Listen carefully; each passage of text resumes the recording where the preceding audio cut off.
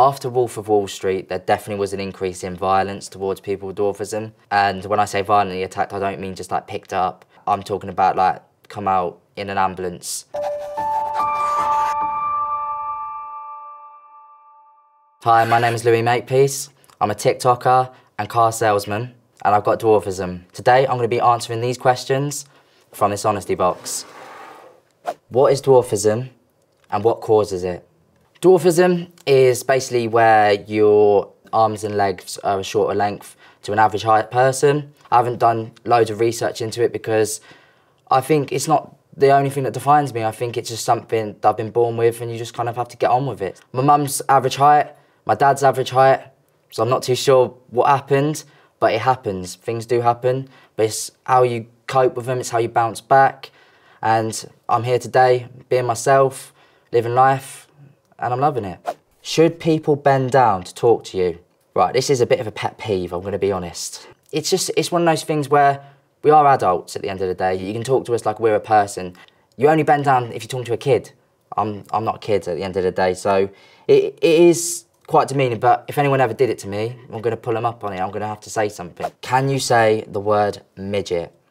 The word midget is more of it's a derogatory term. It's very different to the word dwarfism, because dwarfism is the condition. Midget is the slang word of that. And if you're trying to offend someone, that's when you use the word midget. Again, I'm not saying use it if I've been a to you, but it's not a nice word. Just like prick's not a nice word.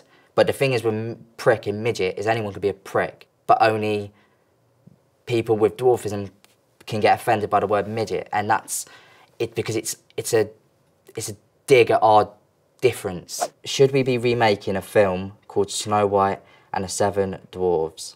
I've never personally watched the film, so I'm not too sure on what the dwarves are actually used as. If you are going to go for that role of playing a Snow White and the Seven Dwarves, all you're going to be doing is going back in time, where basically anyone with dwarfism have got to have roles as either elves or roles as Snow White and the Seven Dwarves or Lord of the Rings kind of stuff. There's loads of other sort of films, probably the worst being Wolf of Wall Street. After Wolf of Wall Street, there definitely was an increase in violence towards people with dwarfism. Thankfully, I've not been one of those people, but I have got mates that have been in these situations in nightclubs, bars, and they have been violently attacked. And when I say violently attacked, I don't mean just like picked up. I'm talking about like come out in an ambulance. It's quite concerning. I'm a bit of a party boy myself, so when I'm out drinking, just having a good time, dancing, singing, you know, the usual stuff that a 23-year-old lad should be able to do without being questioned or scared to do. Yeah, it's something I do have at the back of my mind all the time. Why would you do that? Like, why would you be violent towards someone that's not done anything to you? Does dwarfism cause any pain? There's two kinds of pain with dwarfism. There's the emotional side and there's the physical side. You do have a lot of aches in your arms and legs. I do struggle to stand for long periods of time. I also have arthritis and aches in my joints. Yeah, when I was younger, the pain was just unbearable. I used to cry like every night, didn't know what to do. My mum being average height, she wasn't too sure on why the pains were there. The pain's always stuck with me, but it's just one of those things where you can't really get away with it. You can't get really away from the pain, like, because it is a physical condition which people don't really see, and I think that's why people think they're able to take the mick a bit, because people don't look at us like disabled. At the end of the day, we have got a disability. We are aching on a day-to-day basis, but no one would make fun of someone in a wheelchair, but they find it fine to make fun of someone with dwarfism. The emotional side of the pain is probably the toughest, more excruciating, because you can't walk out your front door without having someone laugh, someone stare. I don't think people really understand what you go through on a day-to-day basis. Anytime I'm in a supermarket, anytime I'm in a public space, there's someone looking, there's someone laughing, someone staring, someone taking a video of me. Do you only date other dwarves? Until I was 18, I never actually knew anyone with dwarfism, so my whole life I was just kind of assuming I was going to be with an average height person. But when I was 18, I met loads of people from my community that had dwarfism. I thought it was great. I was so glad that they was like me, because again, all you see, if you don't know anyone with dwarfism, all you see on TV is them dressing up, and I don't dress like that. I'm a normal 23-year-old lad. I like going out, I like partying, like wearing new clothes, fashion, everything. So I didn't think that other people with dwarfism was like me. I know that's really a naive thing to say from someone with dwarfism, but it's the way it's been portrayed. So when I met my missus, who actually has got dwarfism, to find someone like me, great chat, Essex girl, you know what I mean, keeps me on my toes, I couldn't have asked for like better, and that's why I'm settled for life. I don't want anyone else. She's such a positive light for me, and just keeps me going through it all. She's been through similar situations to me, well, on a day-to-day basis when we go shopping, where we basically just get stared at, laughed at, but I'm the one that's a bit more feisty. I'll say stuff, but she's kind of said, look, there's no point getting riled up and ruining our day. Let's just focus on the day and just ignore it, block it out, don't look at the comments, just live your life like they're not there. Is all your furniture smaller or custom made? Now, whoever wrote that question obviously thinks I'm rich, because if I was going to custom make everything in my house, yeah, that would cost an absolute fortune. So, no, sadly it is not. But also, I've been brought up in a world where everything is adapted to average height people. So if I make my home different, then I'm not going to be able to do things in a public place or in a average height person's house. If you tailor your life to your dwarfism, you are going to struggle. You are going to, because there's always going to be a situation that's never going to be tailored for you, because the world's not tailored around dwarfism. There's always going to be a situation where you're going to go, oh, sorry, I'm going to have to sit out of this one because I can't do it. And I'm sorry, I'm not going to be that person to say I can't do it. Hugh Grant as an Oompa Loompa, discuss. So, I actually went to see the Wonka film last night.